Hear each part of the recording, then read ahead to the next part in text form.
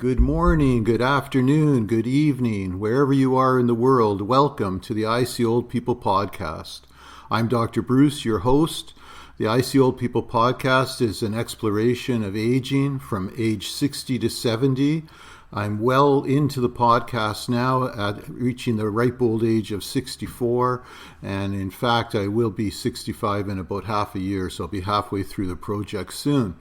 It's gone very, very quickly, and it's been interesting to me to explore a number of aspects of life as an aging man. Do have a bit of a tickle in my throat. I just returned from a holiday. I was away for 6 weeks enjoying the sunny south. I was in Punta Cana, Dominican Republic. Had a lovely condo right on the beach and enjoyed a daily reprieve from my tinnitus because the sound of the beach surf completely drowned out the tinnitus. So every day I went to the beach, sat in a palapa, read, did crosswords, just enjoyed the fact that I couldn't hear the buzzing that is presently filling this entire room as I speak.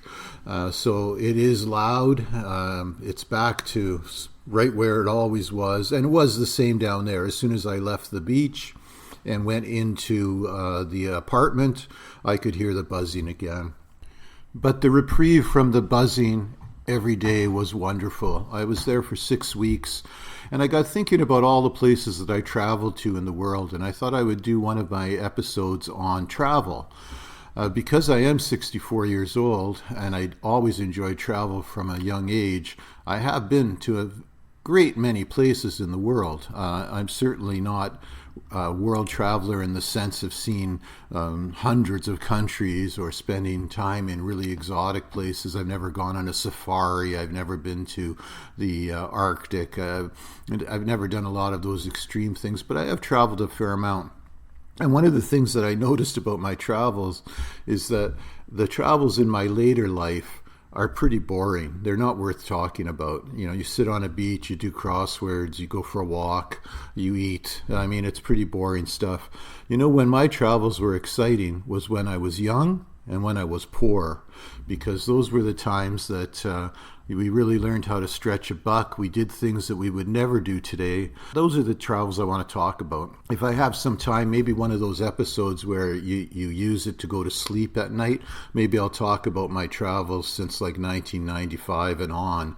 But I'll tell you what my travels as a young man, even as a child, at least were more interesting for a perspective to see what it was like. Because I was a young child in 1963, when it would have been my first trip in 1963.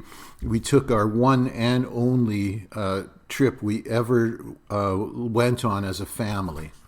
We never took another one. We had a big family. There were 6 of us, and travel was not part of our budget. But anyway, we loaded up the car. One day, I was 3.5 years old, and we took a family trip to Duluth, Minnesota. So Duluth, Minnesota is about 3.5 hours from Thunder Bay, or at the time, Port Arthur, Ontario, because Thunder Bay didn't become a city until 1970. So we lived in Port Arthur, Ontario. We drove to Duluth. This was a very common practice. It's called cross-border shopping. I'm sure the reason we went there was to buy some clothes or to buy something for that we couldn't get in Canada, or that we could get cheaper, and just maybe the fact to bring us down and do something for us as a family. So I don't remember much about that trip. I was very young, but I do remember spending the entire 3.5 hours of that journey laying on the back, where the back window is in the big old car. We had a big old Ford Custom. It didn't have any seat belts in it. This was before seat belts. I would have had my mom and dad in the front, and possibly my grandmother, my father's mother. Apparently she came with us a lot when we did things, but I don't ever remember her there. Even when we would go for ice cream on a Sunday afternoon, I was told that she was with us every single time, and somehow I can't remember her being there. So that's pretty weird. But she may have been on that trip, but I'm not sure. But my siblings were all there, so they filled up the 3 seats in the back, and I was laying as a 3.5-year-old on the back ledge where the back window is of the car. The whole trip. I had a pillow. I laid on my back, laid on my side, read my comic books. I used to enjoy reading Superman and The Flash and those types of comic books, so that's probably what I would have been reading. So we took the drive down to Duluth, and we stayed in a hotel. I don't remember anything about it. I don't remember doing anything there. I just remember being in a motel because it was the first time I was ever in a motel. And I also was really impressed by all the different candy bars, all the different chocolate bars that they had in the States that you couldn't get in Canada. They also had a lot of different types of chips that we didn't have in Canada, or crisps, I guess, if you're in England. So there was a lot of different food items that appealed to me as a little kid that I found pretty thrilling. And of course, because it was a trip, we got to experience a bit of that, and we got a few treats, and we were able to bring back a bag of candy with us that I got to share with my friends back in Port Arthur.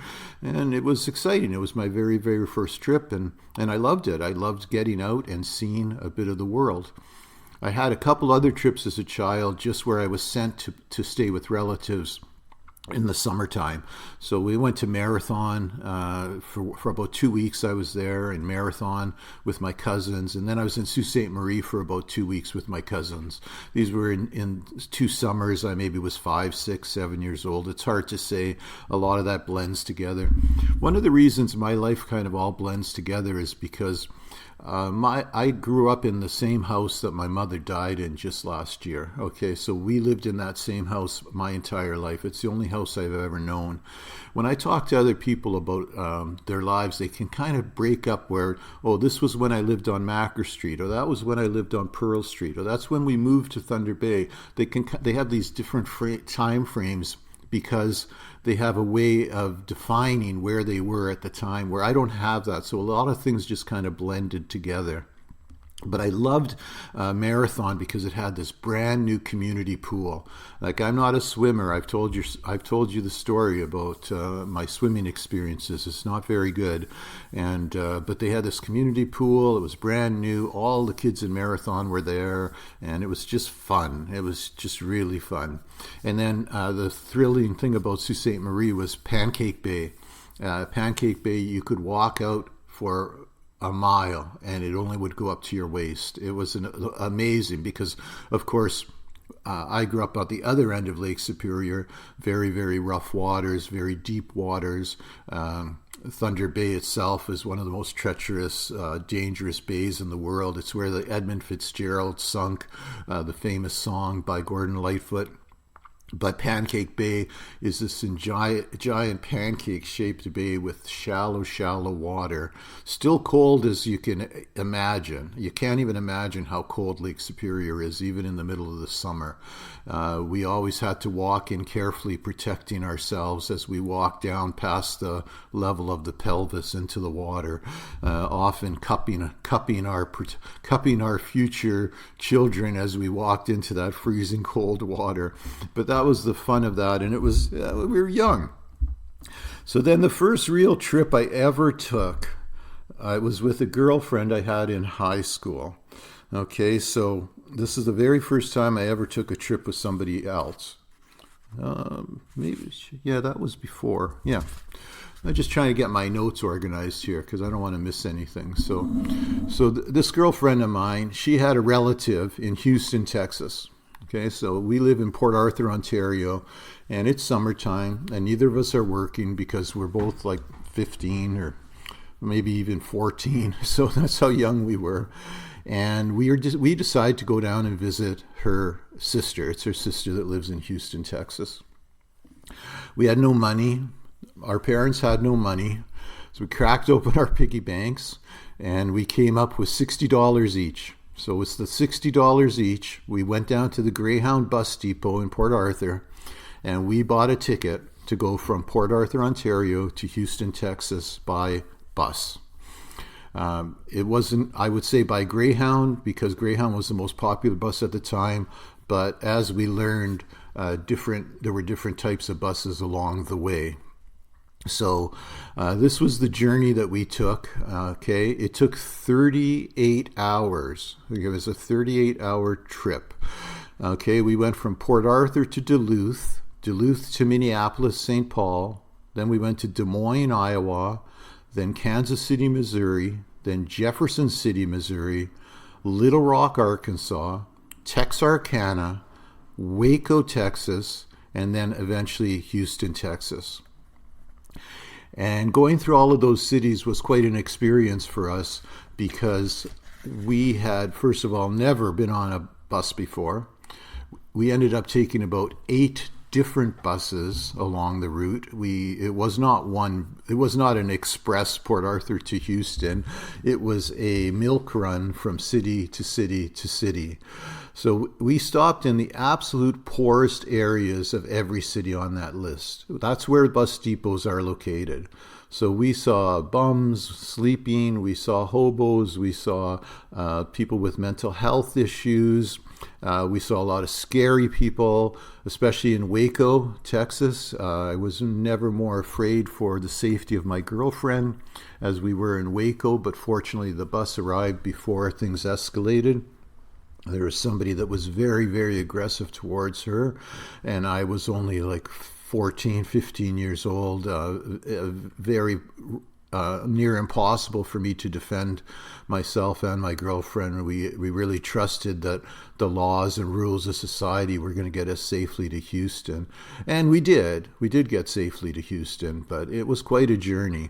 So 38 hours. So what's funny about it, because today, everybody uses these wet wipes, these antiseptic wipes. They wipe everything down. They're common. You go to any drugstore, you can go to any general store, you can go to Walmart, you can buy boxes of these things. You get 50 choices of different wipes to wipe things down. Well, things like that didn't exist in 1975. So what we did, it was only because of the time. We were young teenagers, and Clearasil was a big deal then. You used these Clearasil pads to clean your face of oil so that you wouldn't get so many pimples. So every time we got on a bus, Sandy would take out her Clearasil pack of little pads, and she would use 1 or 2 pads, and she would wipe the seats down where our heads would go, and she would wipe the arms down. And this was well before all the germophobia of the 2020s and the virophobia of the 2020s. This was just dirt. She just didn't like the dirtiness of it. The buses were dirty, and we had to lay our faces on these dirty seats. So it was quite an experience. When we were in Jefferson City, Missouri, was our first experience where we weren't even on a Greyhound bus. We actually were on a school bus that was painted red. It was just a regular school bus, and we were the only 2 white people on that bus. And that was it. We were young, we were white, and we were in a bus completely loaded with black people from Missouri. Not that there was anything wrong with that. They treated us fine. Nobody paid boo to us. They didn't care that we were there. We got the odd funny look, but nothing that really affected us too badly. There's only a handful of whites really on any bus we were on. Pretty much from the only time the bus was full of white people was when the bus left Thunder Bay or Port Arthur. It left Port Arthur with a bunch of white people, and most of them got off in Minneapolis because they went there to do cross-border shopping or visit or go to a concert or go and hang out with the nightlife, because Minneapolis was a big city. So then every journey after that, there were more and more black people, less and less white people. The white people kind of started picking up again down around Texarkana and Texas and Waco, but some of those people were really scary. So we were gone there. We were gone for quite a while. We were gone about 3 weeks, and then of course we had to do the whole thing again. We had to turn around and go all the way back. So we spent over 60 hours on a bus to go back and forth to Houston. But it was memorable. We stayed in a barrio, a Mexican ghetto, because that's where her sister lived. And it was beautiful there. There was lots of kids, lots of people. They were very, very friendly with us. They knew a lot of their neighbors, so the neighbors all were friendly with each other. I ate great food. I'd never had Mexican food, especially authentic Mexican food in Texas, so that was really a thrill. We did take one side trip to Galveston, Texas, which was really nothing to see. It was a bunch of oil rigs, nothing there that we could see or enjoy. We didn't have any money, so we didn't really do much. We just hung around the barrio and had food and enjoyed each other's company.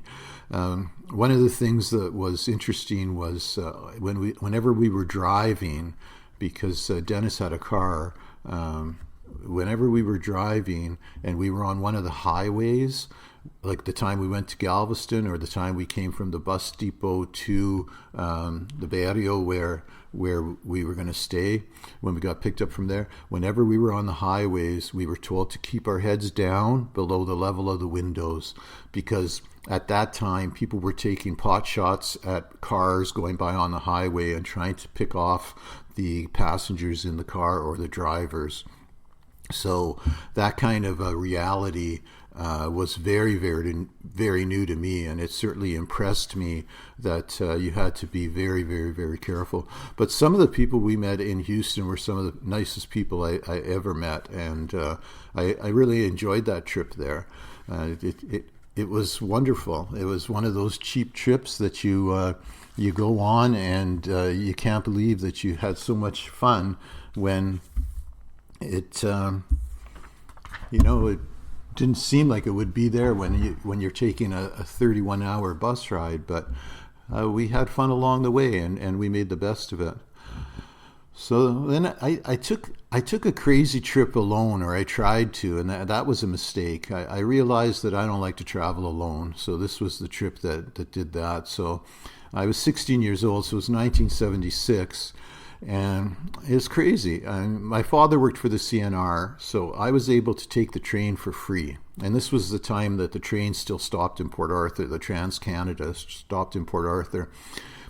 So I got on the train in Port Arthur, and my plan was to take the train to Vancouver, and then I was going to hitchhike down the coast to California.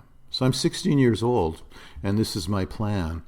It's completely accepted by my parents. In fact, my parents met me at the train station, and my father, in a show of support and love that I just didn't ever expect, he takes out a bunch of envelopes and a bunch of stamps and a pen, and he's got them all wrapped up in a bag, like he must have gone to a stationery store and bought up the whole little package of them, and he hands it to me and he says, "Make sure you write me once in a while."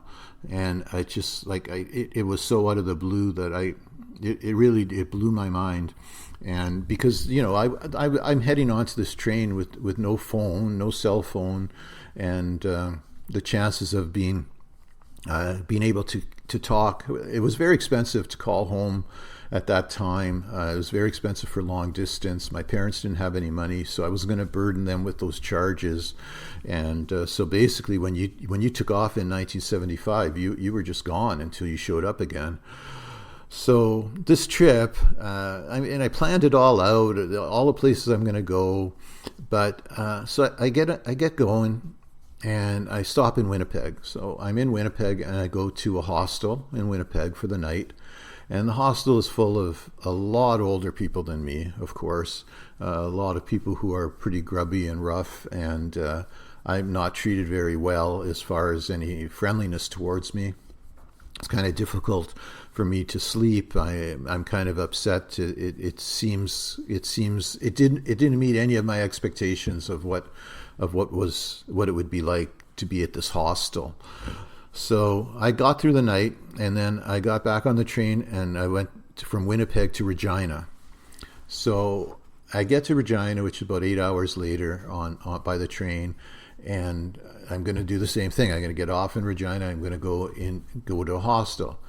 I do that, and it's even worse. This hostel is even dirtier. The people are even rougher. A lot of mental health people there. I feel super, super uncomfortable, and I'm alone. And I'm starting to realize I don't like being alone. So the next day I got back, I went back on the train, but I got on the opposite side of the track. So I got on the eastbound in Regina, and I just took it straight all the way back to Thunder Bay. And that was the end of my trip out to California. So, but I did learn a lot then. I learned how much my father loved me and cared about me, and he wasn't a man that showed that kind of emotion very often, not until his later life. When he was dying, he would tell you he loved you all the time. It was the first thing out of his mouth. But when he was a young man, he kept his emotions pretty tight to his chest, and I'll never forget him giving me those envelopes. So anyway, I get back to Thunder Bay. I get back to Port Arthur, and I do end up finding a job, a summer job. And I talked about all my different work that I did, and I ended up getting a pretty good one. So I was pretty stuck at home for the next few years then, because I was making pretty good money. In fact, I was making more money at these jobs at the grain elevators and at the grain elevators and at the paper mills than my father was making working for the CNR. So I've still never been to the West Coast. I've still never been past Calgary.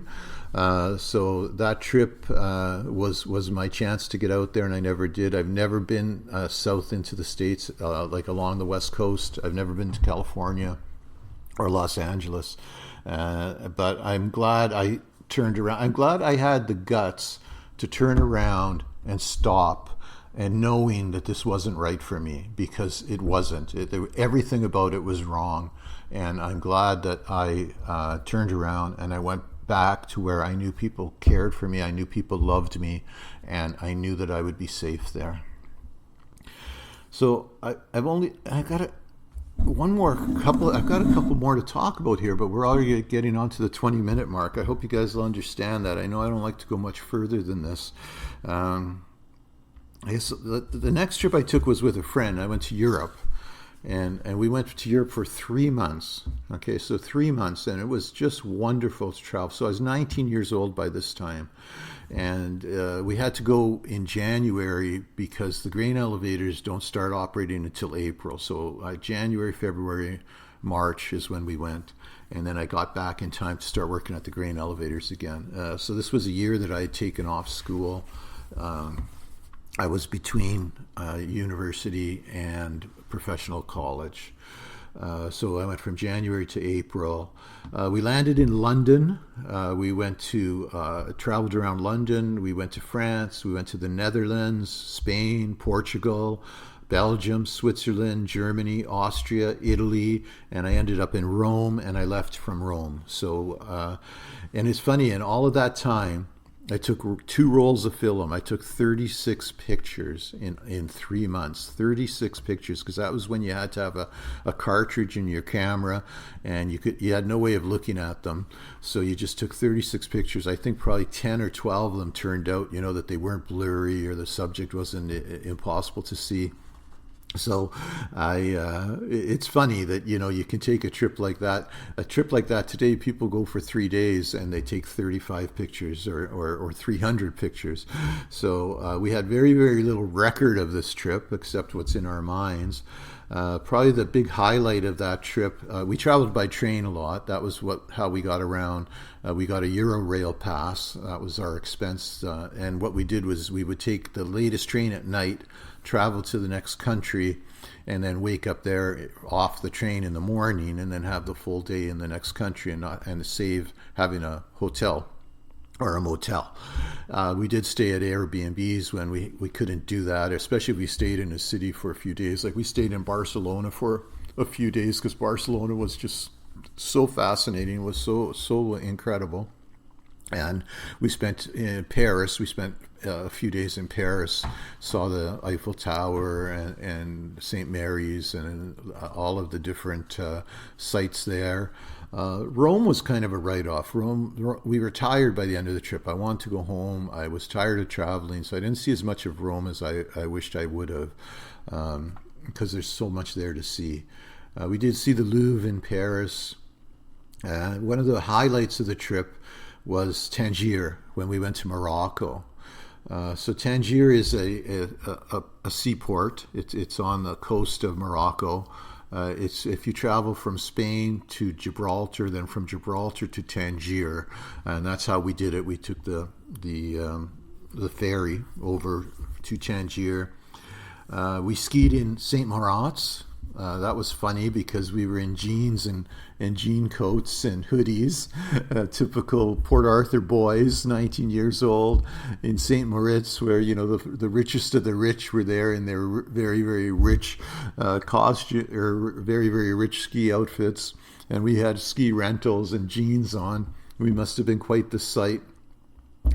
Crossing the Berlin Wall was exciting. The Berlin Wall still existed. It divided East and West Germany, and we crossed over into East Berlin, and we spent the day in East Berlin. It was amazing. It was like going back in time. It was going into black and white world.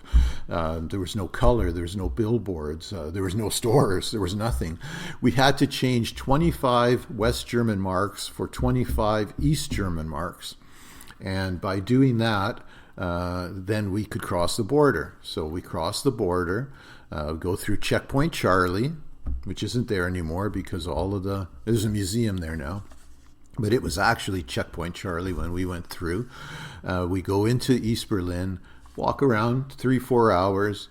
There's not even a place to buy a sandwich or a coffee. There's like nothing. There's like nothing open.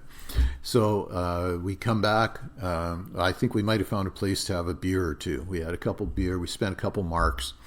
So we still had like 23 marks each. So, we still had like lots of money, which is a lot of money for the East Germans. And of course, as we get closer to get Checkpoint Charlie to cross back to West Berlin, then we are confronted by a horde of people. Never saw these people, never saw people in all the time we were walking around East Berlin. It was literally like nobody worked there, nobody lived there, nobody had any commerce there.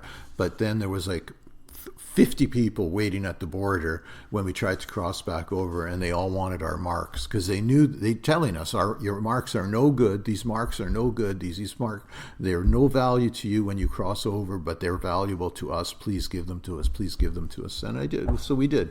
So we gave them our East German marks, and they were very, very happy about that, and we felt good about doing it. The other highlight of that trip to Europe was the one and only time I ever had a knife at my throat. We were in Morocco, in Tangier, end up in this situation that it's pretty difficult to go into too much detail, but within seconds, I'm pinned against the wall. I have a knife to my throat, and I'm being extorted for a great deal of money. So fortunately, because I am poor, or at this time I was poor, and I had no money available to give to them in the amount they wanted, they searched us and they looked for the money, and they tried to sell us hashish, and they tried to do everything they could to try to extract money from us. But realizing how little we had, we ended up getting away with probably giving them $20 or $30 in equivalency money, something like that. But it was enough for the guy to pull his knife away from my throat and allow us to leave this building. So then we got out of Tangier immediately. We took a train south. Morocco was at war. The north was at war with the south at that time, so there were lots of military on the plane or on the train. So we felt really confident with the military around us. We were pretty happy to have them, and we kind of stuck near places where they were. After that, it was quite an experience to take that train. One of the things I remember about taking the train down, we went down to Rabat and to Casablanca, and one of the things that was memorable was the mint tea. They walked around with these big copper urns of boiling water on their backs, and they served mint tea in these little glasses, little thick glasses with about 8 sugar cubes in it, and mint tea, and everybody drank mint tea. And the other thing to show out of touch you were as a young person coming from Port Arthur.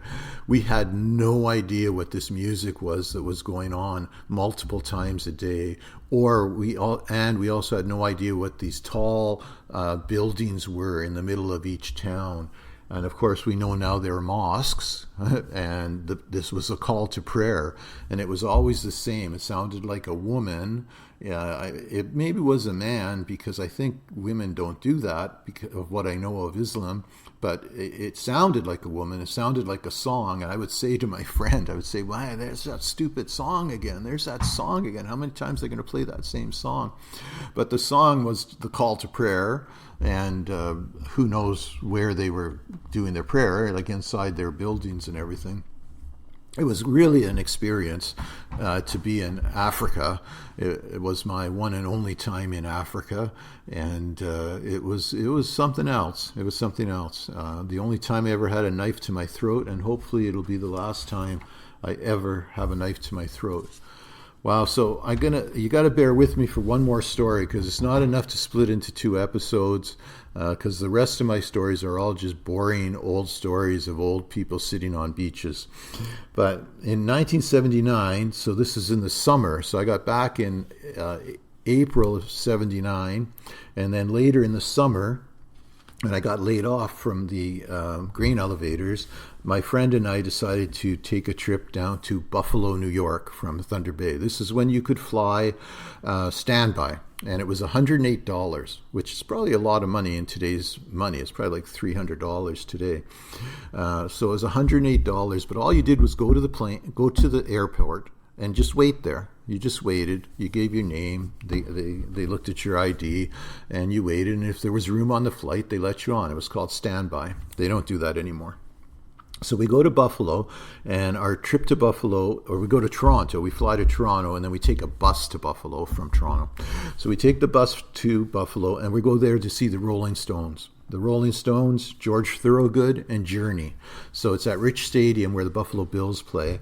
And it's an incredible concert. It's fantastic.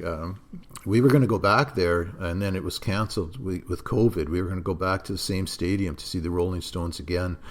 So I'm there with about 4 people, but the person I was in particular with had come with me from Thunder Bay was Tony. Tony's passed away now from pancreatic cancer, but we were very, very good friends. He was the best man at my wedding. And we traveled a fair amount together, mostly to Toronto, because we had friends in Toronto, and we would just take standby down there, and it was easy enough to do. You just literally just stood at the airport until there was a flight. So the bus gets searched for drugs, all of that type of thing, and finally we get led into the concert, and it's a great concert.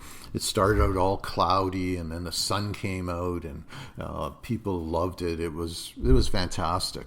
So, on the way out of the concert, we see this billboard, and this billboard says People's Express. Okay, it's an airline. People's Express, Buffalo to New York City, $25. Okay, People's Express, $25, Buffalo to New York City. So neither of us had been to New York City, so we thought, why not? Okay. So instead of taking the bus back to Toronto from Buffalo, we go to the airport in Buffalo. And this is going to be amazing in this post 9/11 era that we live in.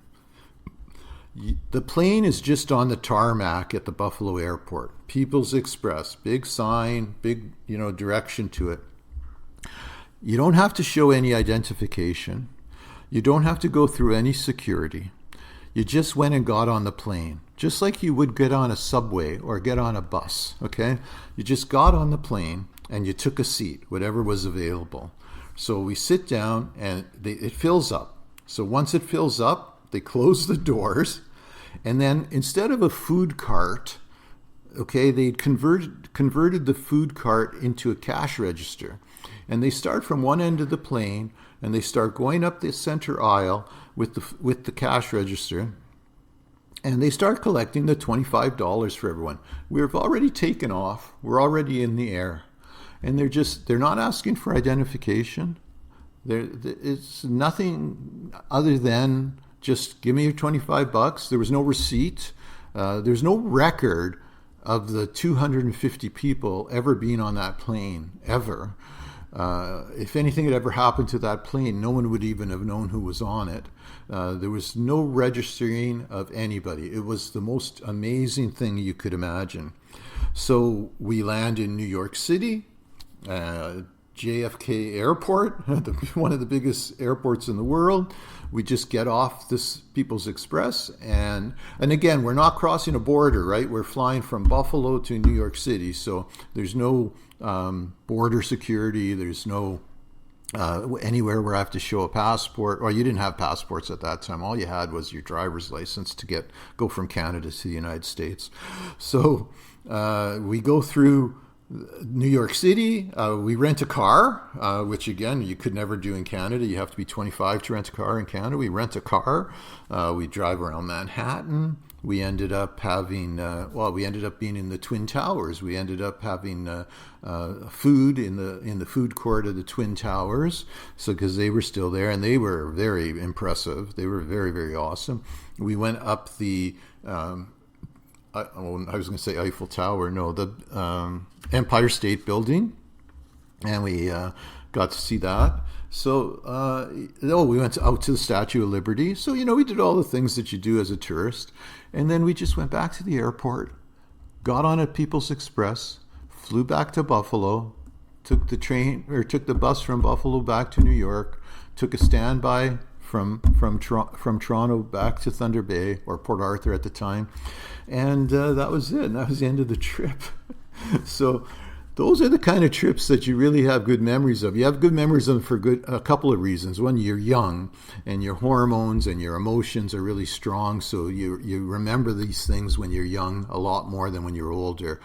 The trips I took as an adult, especially 55 plus, 50 plus, they're boring. There's nothing to talk about. They're boring. They're complaining trips. Oh, the flight was late. My seat was uncomfortable.